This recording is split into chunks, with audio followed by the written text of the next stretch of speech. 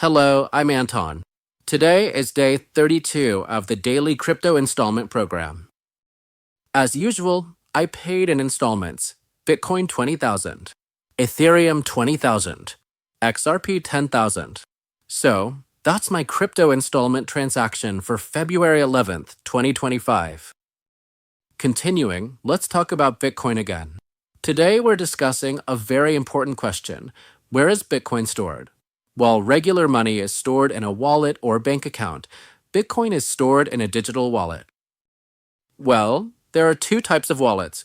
One, hot wallets, connected to the internet, usually on exchange apps like Indodac, Pin2, Toka Crypto, and others.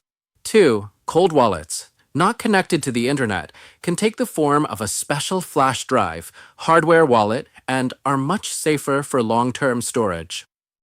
A simple analogy is this: a hot wallet is like a regular wallet in your pocket, easy to use, but dangerous if dropped.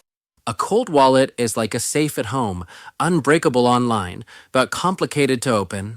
Personally, I still use a hot wallet because I pay in installments daily. One day, when my Bitcoin savings grow substantial, I'll move it to a cold wallet. And one more thing, Bitcoin isn't physically stored. What we store is access to our transaction data on the blockchain. So, if you lose your private key, it's like losing the key to a safe, which can't be duplicated. So, keep it safe and don't share it with anyone. For those of you who are younger, please help share this video with your parents who might still be confused about how to store crypto.